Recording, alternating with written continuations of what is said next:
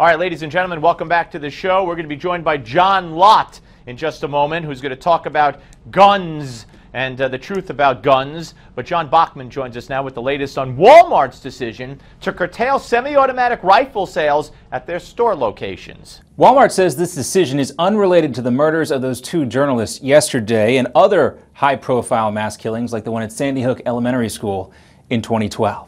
Walmart sells more guns and ammo than anyone else in this country, but Wednesday the big box retailer said it would stop selling the AR-15 and other semi-automatic rifles and focus instead on, quote, hunting and sportsman firearms. The shift could be part of Chief Executive Doug McMillon's strategy to pay closer attention to social issues.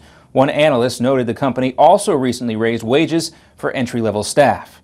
Also, Walmart has been under pressure from New York City's Trinity Church for tighter oversight of high-capacity magazines. That church is an investor in Walmart. Quote, Trinity Church is very pleased to hear that Walmart will no longer sell those kinds of weapons, Reverend William Lupfer, the church's rector, said in a statement.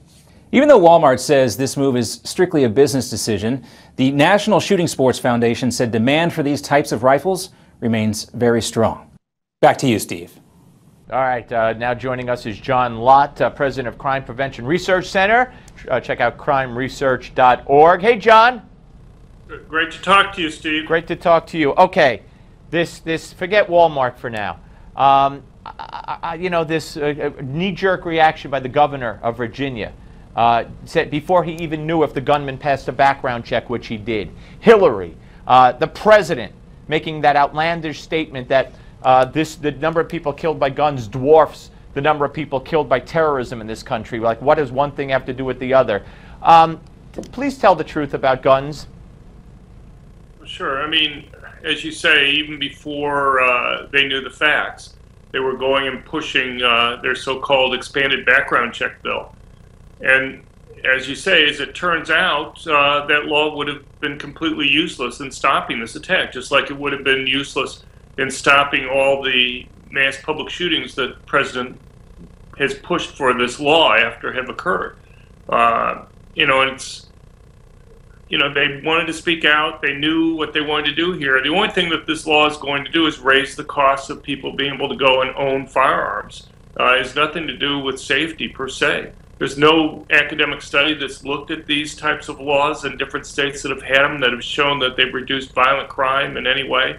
And, if they really were serious about trying to pass this type of bill, they would go and pay for these background checks out of general revenue rather than forcing law-abiding gun owners to have to go and bear these costs. But I think the bottom line is just to try to have some type of law that would reduce gun ownership rather than something that would go and actually have any real effect on crime rates or these types of horrible incidents. You know, John, I was watching the BBC World View or whatever they call themselves. It was late at night, like 1 in the morning Eastern time.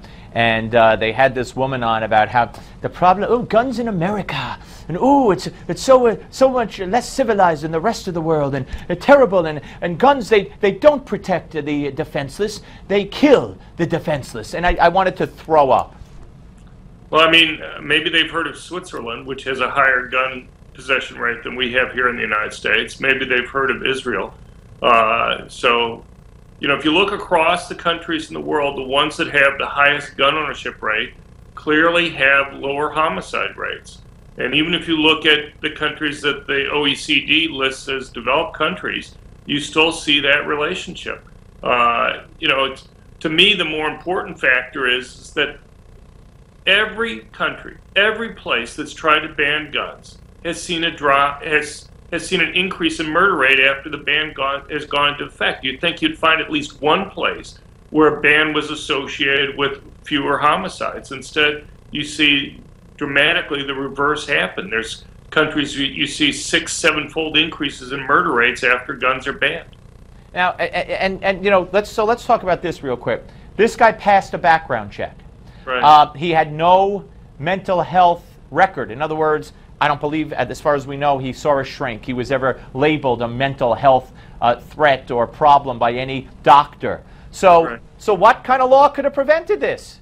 Look, I don't know. People may think that there's some type of magic that goes on here, but you look at mass public shooters in the United States, slightly over 50%, 52% were actually seeing mental health professionals before they committed their attacks, either psychiatrists or psychologists.